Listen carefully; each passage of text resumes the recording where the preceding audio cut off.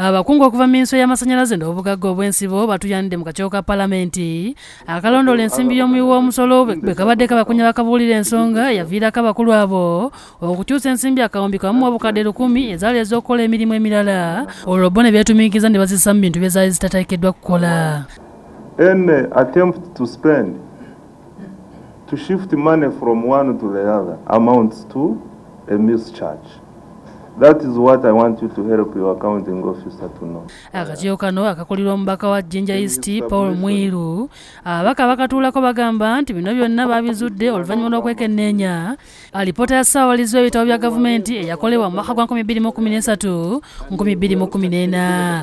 Abaka bagamba nti ensimbi zino zaali zakozesebwa okusomesa abamu ku bakozi mu minisitule eyo okubongera ku bukugu wamu n'okwogiya bannannyini ttaka omwayisibwa empiira z'amafuta wabula kino tekyakolebwa. Atomic Energy Council, you got charged on that 1 billion. Yes. Is it what you did? Yes. But the Auditor General had another interpretation.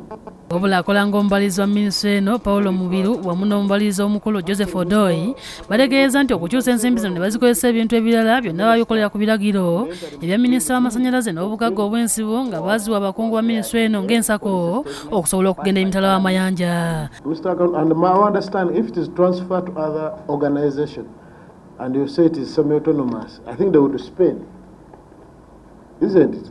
Because you transfer to them to do the expenditure and you ask for accountability.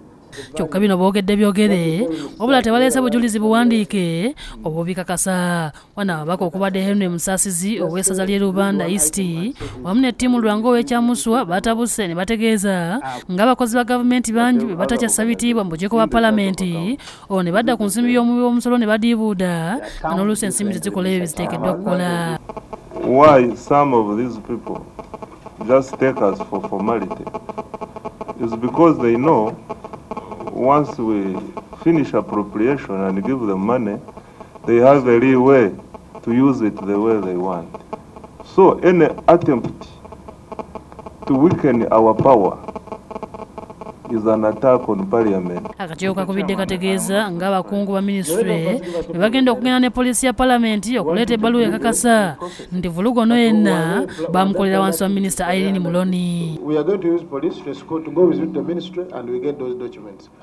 Rachel Nakasi ne Deo Kyaligonza be bakusakidde eggulire lino ku Lwabukedde TV.